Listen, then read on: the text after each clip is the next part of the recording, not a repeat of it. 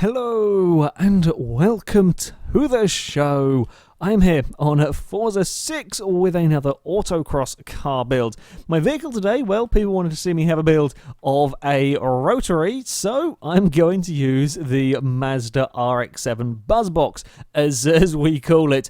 I reckon this car could actually stand a half-decent chance of going pretty quickly around the Autocross course when we build it up to A-Class. Now, as tempting as it is, yes, it is possible to put the quad-rotor engine into this car. However, in doing so, I'm not going to have any room to put any handling parts, or pretty much whatever handling parts I put on will easily jump the PI up well over A-Class, so we're not going to be going near that. As much as I love it, it's not going to work for A-Class.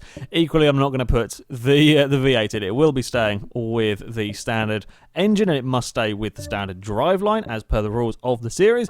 I think we will go with a turbocharger, though. I'm not sure how much power we can get out of the standard. I know we can get a lot of noise out of the standard engine. Not sure quite how much power we're going to be getting out of it. Now, as far as aero parts go, we are going to be wanting these. The only downside of the aero parts is the additional drag will cause the car to be slower in a straight line, top speed wise, and that's irrelevant for what we're doing. Admittedly, they do add a tiny little bit of weight, but I think they're worth the. It's worth adding them on there.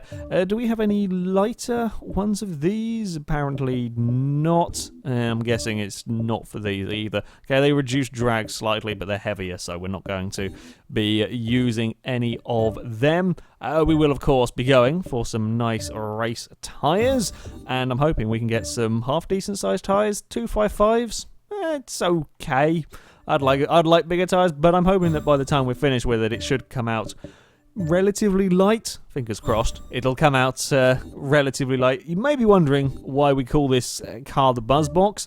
Reason being is that back on Forza 4 in a versus community there, when we raced at Tsukuba, somebody ran one of these, and wherever I put the replay camera to film the action, you could always hear this car. It is so noisy with the standard engine. It is impressive.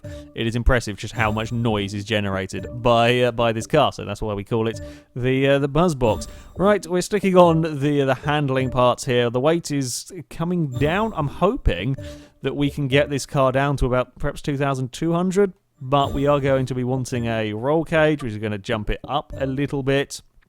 And I'm hoping weight reduction. Let's take lots of weight out, please. That would be nice. 2,300 is not too bad. It's lighter than the Escort, lighter than the NSX. Not quite as light as the likes of the MX-5 and the BAC Mono, but it's not terrible on the weight front. Now, we have the engine parts, and I'm praying that this is going to be enough to get it up into A-Class. Now, okay, yeah, I think it probably will be. Let's go and we'll get it up into A-Class. Can we get it to the top of A-Class, though? That is the question. Now, I do still have a couple of parts lying around that we can use to make up the PI. Yeah, we're going to get it to the top of A-Class. It isn't going to be massively powerful, no, but it is more of a handling car anyway. So yeah, I mean, this is looking not too shabby really with the power and so on. Right, we are going to want to get the driveline in here. Yep, we'll put that one in there, and then I'm hoping we can get. Oh, do we go clutch? Apparently not. Actually, what I may do is, do we go down here and then go maybe one clutch, possibly? I don't know if it's. I think this gets a lot more weight out of the car, and then we can get a flywheel on as well. I think that's what we're going to go for with the Mazda. We can indeed get one flywheel upgrade on it. Right, 381 horsepower. It's not the most powerful car that we've had, no, but that is pretty decent power, and it doesn't weigh too much either. 2,263 we've got it down to. I reckon, okay, we don't quite have the biggest tyres that we've seen, but I reckon that we could be pretty quick with the Mazda, and it will make a glorious noise. The Buzzbox is here at Hockenheim, where I am going to be getting 3 attempts through the Autocross course to try and go as fast as possible. Our current leader, the Alfa Romeo 4C, has a time of 2 minutes 6 1:08.9, which is a very, very fast time. I'm not sure the Mazda is quite going to be up to competing with that, but I reckon we're probably going to be looking at maybe getting 2:08 something. I'm thinking around the Mustang, the NSX kind of area on the table. That's what I am hoping to aim for with the Mazda. There may be a lot of grip. It may be very, very fast through this course. Maybe it can go very quickly. Slight concerns that we may have quite a lot of oversteer potentially from this vehicle, although I'm thinking with 380 horsepower and race tyres, we should probably not be too bad. We haven't had any cars that have had chronic oversteer. I think this is probably going to be one of the more slidey cars, judging by these first couple of corners, but it's not too much, certainly. Now, how do we fare? Yeah, okay, we don't quite have the rear grip. I slightly, trying to get a good line, I slightly clipped a code, and that's a new place to do a silly thing from me. Yeah, and again, okay, right, ooh, a little tad scruffy on this first run. There is not quite the same rear-end grip that we got from the Alpha, or the kind of grip that we got from the Escort. Or you can chuck it through here with some speed. It doesn't kind of let go massively. I'm not really fearing it spinning the car out as such. It's just losing a little bit of time. It is very quick, and that was not with a fantastic run either through that section. It's got good straight line speed, this car, when you can unleash all 381 of the noisy horsepowers. You've just got to be careful when you do unleash it, because it does that. Yeah. As I feared, it's not quite got the composure almost of the Alpha. It's just a little bit more wild through these gates. Can we get on the power nice and early through here? Not really. It'll still want to slide, and I fear no. We're probably going to be okay. Yeah, it's at higher speeds we're okay. We don't have too much of a problem. It's the lower speed power delivery where it really does get going. Nice brakes. Oh. Okay, this oversteer is just enough to be annoying. It's one of those things, it's just an irritation. It's not a massive problem. It's just an irritation that we're going to go around if we're not careful. Oy. All right. I'm going to have to be super careful. I can't quite be as aggressive with this car as I really want to be. There will have to be an element of caution on this run. Using this first run, a little bit of an exploratory one after messing up kind of very early on. Yeah, I quite like the car, just a little too oversteery, I think, for this possibly great acceleration, great sort of straight line speed from this car. Here we missed a whole heap of gates. I think we missed about 4 gates, so that's what, 20 seconds worth of time lost, and we had a big sideways moment. It's it's quite a slidey car, but a fantastic noise. For attempt number 2, I'm going to have to try and calm the oversteer a little bit. I fear I may have to drive a little bit more cautiously with this car, and I fear we may be losing a little bit of time when I have to do that, but we will see what I can get out of the Mazda. I do quite like the brakes. I think it does get stopped very well.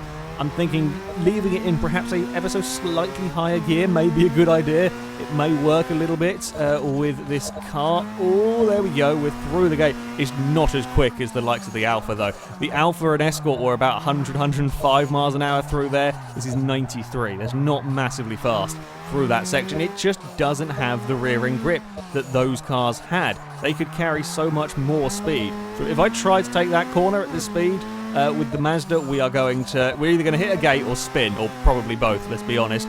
It just doesn't quite have the overall grip. I mean, the acceleration is mental down there.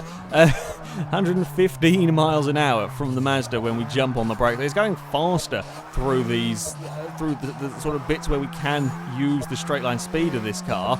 But everywhere else we do struggle a little bit more. I mean, I can get on the power without too much problem. Through here, it's just the high-speed change of directions is where we're losing the back end, and this course has a few of them. It's a mean autocross course. I talked about this before. We go from these really fast change of direction here to the really slow and the fiddly ones. May have brakes too late. No, we're good. We're good through there. It feels pretty good under brakes. Now we've got to not lose the back end through here. Straighten the car up through the tunnel. We are good on that section. Now take a slightly wider line. Took a little bit too wide a line. I was trying to get that. I got the run through there just how I wanted it, as a little too wide on the hairpin. through that bit there, and then we will just sort of feather the throttle through that part, try and not lose the back end. It's quick enough. I'm just not sure we don't quite have the grip for autocross. Like, as an A-class car, this is not too bad at all. We have quite a lot of speed and acceleration and so on. It's just lacking that little bit of grip. It's lacking that little bit of grip. We lost 5 seconds, well, 5 seconds from the time penalty, so yeah, we're looking, if we can get a couple more seconds out of this car, we might be able to get it into the 208s. On to the final attempt for the Buzzbox. I've got to try and not make any mistakes, really. That's always useful for autocross. The bigger thing, though, is try and deal with the oversteer.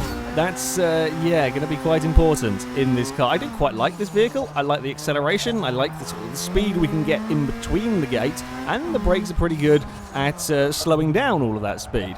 Problem is I don't have the confidence in this car to do some of these faster gates. I just don't feel, it doesn't feel comfortable almost going through here. And that was better through there, but it just doesn't feel as neat, as comfortable as you got with the likes of the Alpha, with the Escort or the NSX and so on. The back end just wants to come slide around a little bit more. It's not terrible.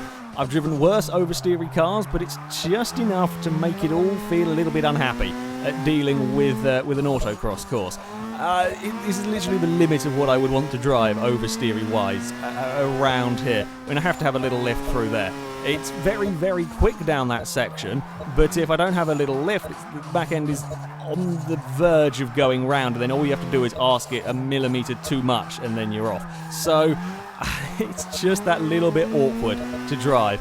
I'm hoping, though, that while, yes, it is a little bit oversteery, that I can make up some of that lost time with the acceleration and with the good brakes in this car. It does change direction pretty well. That's not a problem with this vehicle. I mean, we can get on the power without too much wheel spin. It's the high-speed change of direction through the gates that actually cause some issues with this car. I do like to slow it down there because I don't trust the back end going into the tunnel. That was close.